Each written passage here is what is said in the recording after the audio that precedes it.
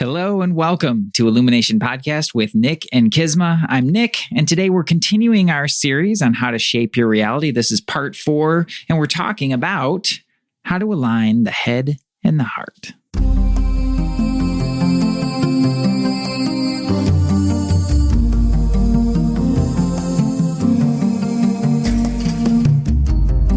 Hello and welcome to Illumination Podcast with Nick and Kisma, bringing you ancient wisdom for modern day success so that you can have the mindset to get your life and business set. As always, thank you for tuning in. And if you're new to the podcast, take a quick second to hit the subscribe button in iTunes, SoundCloud, or Stitcher. If you want to get the inside info for this and every episode, as well as some free gifts, go to illuminationacademy.net/podcasts. And now let's dive in to get your mindset for your life and business set.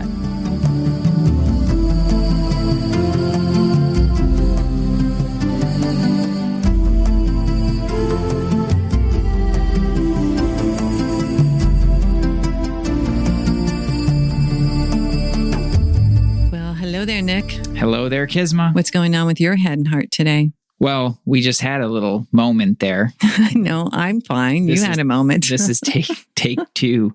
Wasn't recording. I'm the guy. It's like, I'm responsible for the record button. Yeah. And every once in a while, it doesn't. Your finger just doesn't hit it. I guess it just didn't hit it right. And it's sitting right in front of me and I didn't notice. So it's just a record button. Yeah. So here we go. We're talking about head and heart. Mm-hmm. Yeah. Yeah. No, my head's had a few moments. My head had a few moments today, if I'm going to be perfectly honest about it. I got a little I got things didn't go exactly like how I wanted them to be, or I got some news actually that was annoying. Yeah. Yeah, it was a bit annoying, to be perfectly honest. It happens. Yeah. Mm-hmm. So you clean up the energy when you get into a place like that. Yeah, I just decide. I mean, we go back to the last week, we talked about rewriting your script. Rewriting the script. Good one, everyone. If you've not yet listened, when you're done with this one, go back. And that's it's like a little script rewrite. Yeah. And mostly in my head, it just sounds like, dude, is this really how you want your day to be? Right. You're kicking off the week and you're like, is this really what you want? Right. And the answer is a resounding no. I think I'd like something different. And so, use some of the energy tools, you get up, we move around, do some things to break up the energy. Yeah. Energy is so important. And I think it's easy to think, I'm going to do some energy work and it just flows through you, which is true. But energy is in you. It's also in your body. It's around your body. And that physical activity is a very important part of maintaining a clear and clean energetic field. Well, it's to break up the energy, the patterns are, the energy is very malleable. However, the patterns that we are, entrained into are not so much so, right? That's what rewriting the script is about changing those in a more fundamental way. And if you really look at the energy behind that, it's really tempting to think like, oh, I'm just going to think a new affirmation or just, think something different and do it all in my head and everything's going to be better. But the reality is that we actually do need to do some things to break up the energy, to get it to move differently and to allow ourselves to choose something different with more ease rather than just kind of forcing our way through it. Right. I think that's one of the most important things about learning to work with energy is understanding that there's more to it than just thinking something or, doing a magical movement or something like that. Yeah, for sure. For sure. I love it. So let's talk about that head and heart. What's it mean let me ask this question. What does it mean to not be in alignment with the head and the heart? Like a good question. That is a very, very common experience. That's something that people experience all the time in so many different ways. And it's like, part of it, I don't know, it's a confusing conversation actually, because a lot of times it's like, well, my head wants this, but my heart wants this. And they're like, well, the heart wants what the heart wants, but then they get confused with that because the heart wants some really destructive things. Like the heart really wants to be with that person that is not good for you, like that kind of thing. Well, that's what my heart wants. Like, no, that's not what your heart does not want to be in a relationship that is not good for you. That's not what your heart wants. It's what your subconscious wants you to go back to because it's what you know. Yeah. And it's the attachment of your mind to that particular being or situation wants that as well. But that's, we're speaking about how the energetic patterns become very, set in their ways. And that's part of it, right? So learning how to break that up.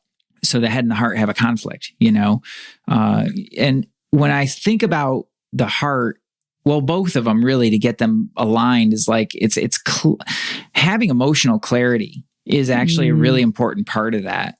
Wow. That's a powerful use of two words, emotional clarity. Well, I don't think a lot of people have that. I think a lot of people are at the mercy of their emotions.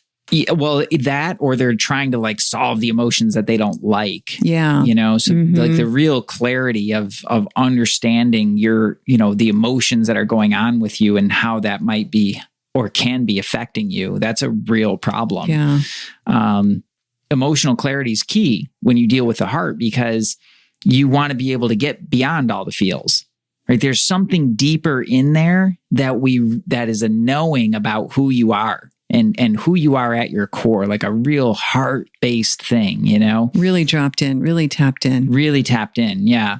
Lots of people, again, take heart stuff to being just service or just open my heart, give to everyone. Yeah, and that's You're not gonna it. Be empty, depleted. You'll be empty.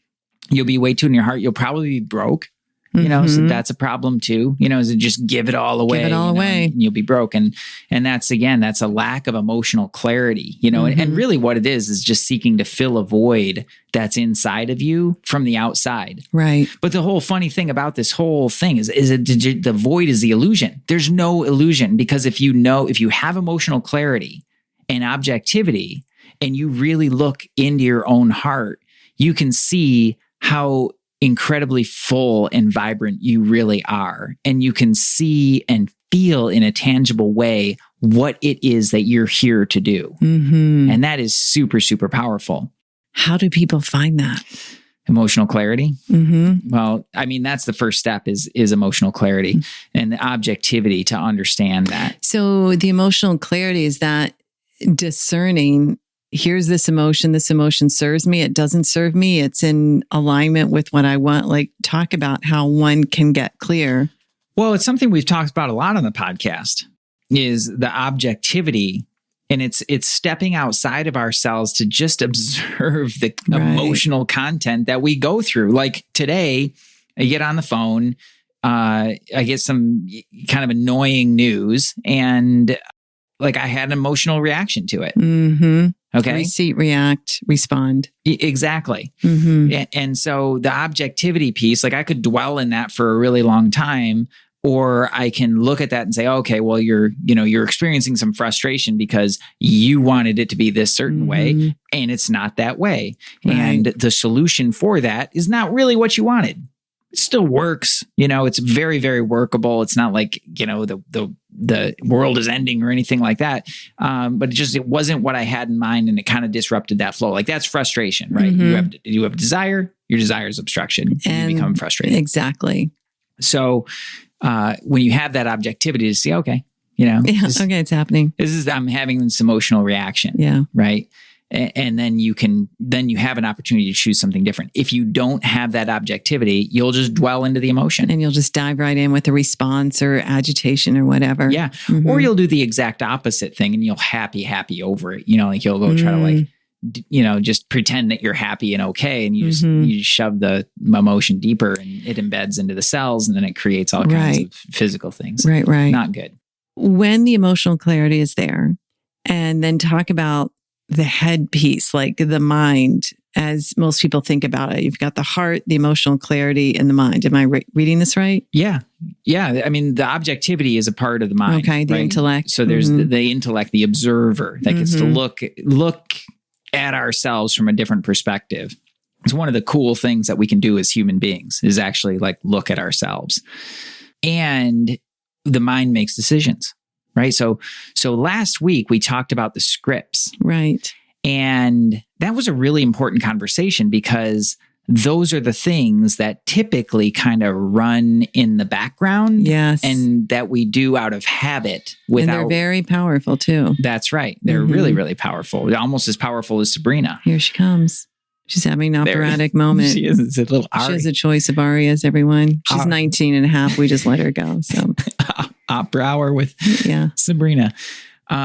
We are feeding her. These things, these things run these programs. Well, what are they based on? They're based on like roles that we've decided on. Mm-hmm. You know, this is beliefs, paradigms, the whole thing. Exactly. Like one day we decided, okay, well, this is how I'm supposed to be in my life. This is how I'm supposed to be as a worker. This is how I'm supposed to be as a partner. This is how I'm supposed to be as a, whatever, right? A parent. And we play out these roles. Right. Right. And oftentimes they're habitual and mechanical. Mm-hmm. So no awareness to them. It lacks the awareness, and it lacks a true human spirit of creativity in the moment, right? It's like we lose touch with that part of ourselves that is the creator, and we just roll out the script. It's kind of like we lose touch with the power center. Yeah, exactly. Exactly. Most people have a really upside down idea of what the power center is, and it becomes force and it becomes will, either mental will or force, physical will. Yeah. And that's not it at all. Like it's the innovation, it's the creativity, it's the access to source, it's intuition. Yeah. And so I to me, when you're talking about alignment with head and heart, what comes into my world is that, a human with this level of objectivity, the intellect, tapped into their heart, full knowing who they are, what their power is. There's a level of certainty and confidence that comes with that one might not find outside of that true alignment. That's right. Yeah. And it really is about that. So the head's role in that is really to be the observer of it. It's to watch self, to hold you true to that. Okay. So there's that other component, right? There's that, like, you could call it the soul. You're the knowing, the higher self, like whatever you want to call that part of it. And the head, usually that stuff gets filtered directly through the head. And then the head tries to figure it out, right? Or understand it, or get into the how, like, how are we going to do that? And it gets into, or I don't think we can do that, or maybe we shouldn't do that. That seems impossible. And so all the beliefs and all the attitudes get projected onto that. And so by the time it gets down to the heart's like the heart is like, well, that wasn't the idea, that's not accurate. Right. But what we really want is this, and so there's a conflict. That's the internal conflict. And that's the thing that people talk about all the time. Like that feeling of internal conflict of like, kind of want, but I don't know. And we're just stuck in the in-between. Right. It's so brutal to be stuck in the in-between. People don't understand how devastating it is to be stuck in the in-between. They'll sit on the fence for so long and they don't understand like how painful and how detrimental that really is, and how powerful your life can be when you decide, right? When you really make a conscious decision. Right. So the unity of the head and the heart is basically getting those two on board to have the same conversation about what we're here to do and what you want your life to be. Yeah. Right. So if you try to do that outside of the context of who you really are, it's just going to be another overlay.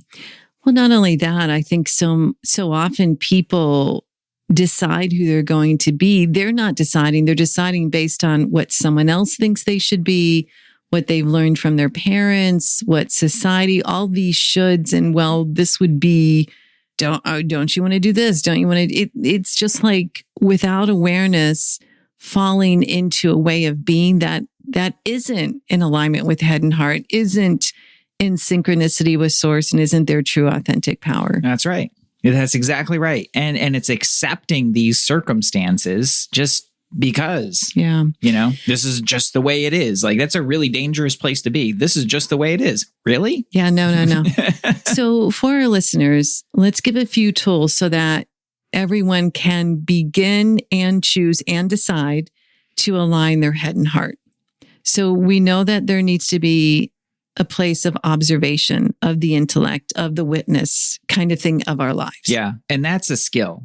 That is, it does take practice. Yeah. That's not something like, if you've never done that before and you have a lot of emotions, that's something that you're going to actually have to practice and really be diligent with. so that your emotions don't take over and you start making, really emotional, rash decisions. And there's and just to be perfectly honest, there's a little bit of a danger zone there, because once you do start to gain some objectivity, your emotions can still manipulate you in very powerful ways but then you've got enough objectivity that you think you know better. Oh, warning. Right. I'm bringing it up because it's actually a really dangerous place to be. It's like a need to be right. It gets into need to be right, and it gets into pridefulness. Oh, pridefulness. No pridefulness, guys. Humility is really going to create this essence of receptivity. Yeah. Of truth. Yeah. It's incredibly important.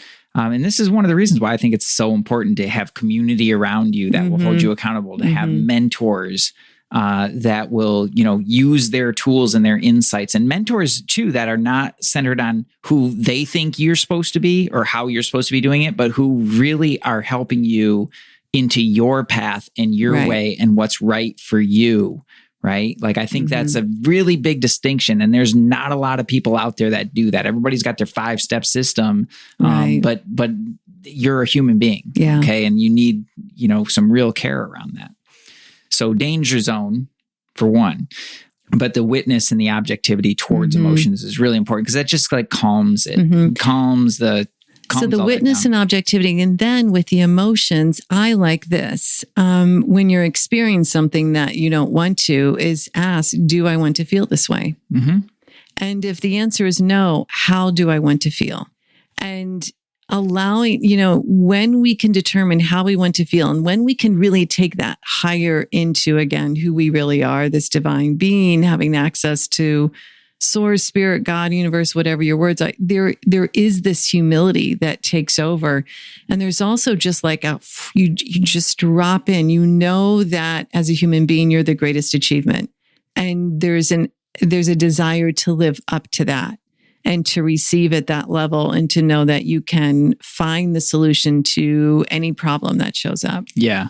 Yeah. And that's the beauty of really being aligned, head and heart really being aligned, is you get to take truly intentional action. Right. So to do something with real intention, you're going to need to slow down a little bit.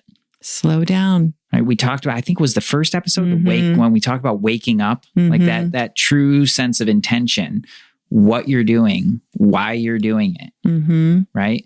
And it's not so that you can make sense of it, because you'll get intuitions, you'll get promptings to take some actions that will seem, you're famous for this. Like, I'd love to hear you talk about that a little bit, those promptings to do something that seems really illogical, and you just sort of follow the nudge, you follow it through.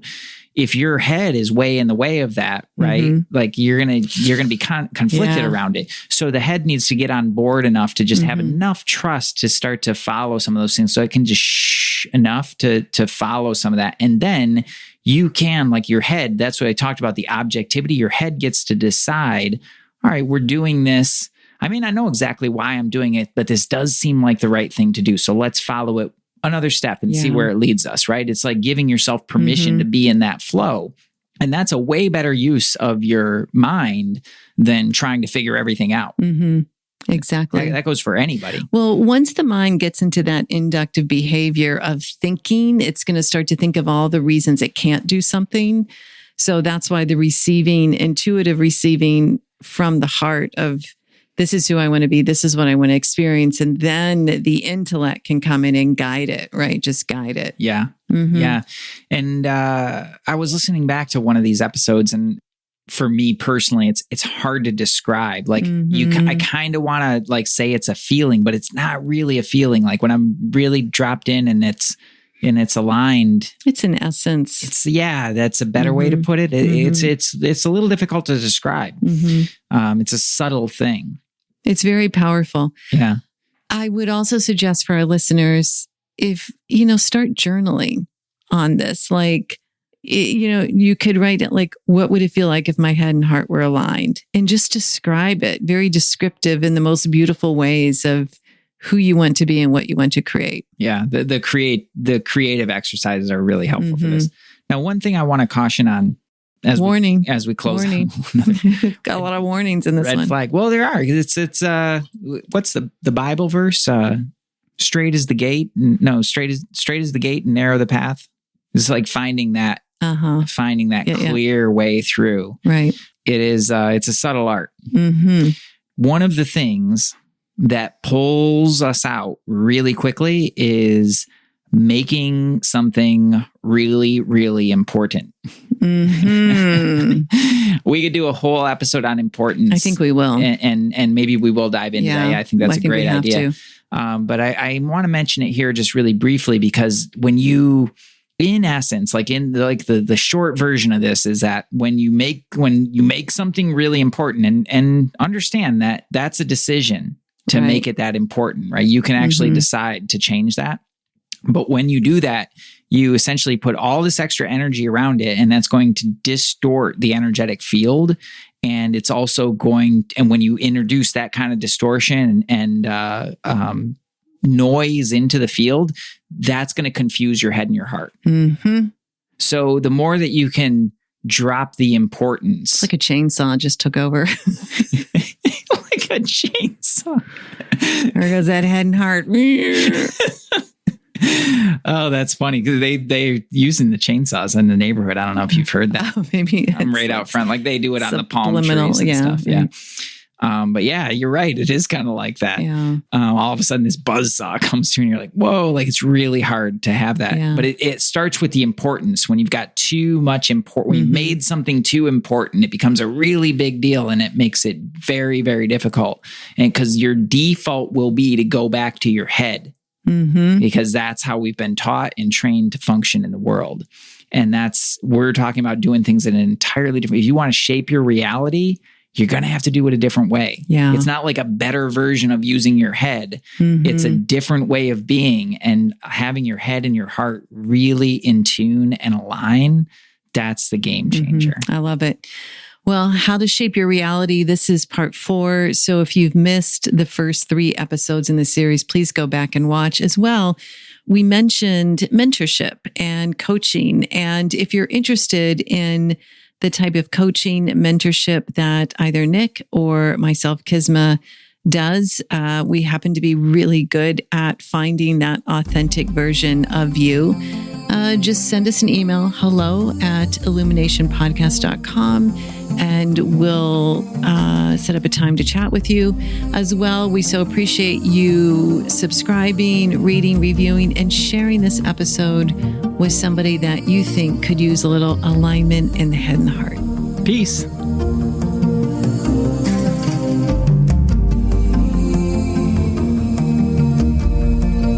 Thanks for jamming with us today. And if you enjoy Illumination Podcast, please go ahead and share it with someone you love. Give us a rating, review, download our podcast. And remember, you can find us at illuminationacademy.net/podcasts. Talk to you soon. Namaste.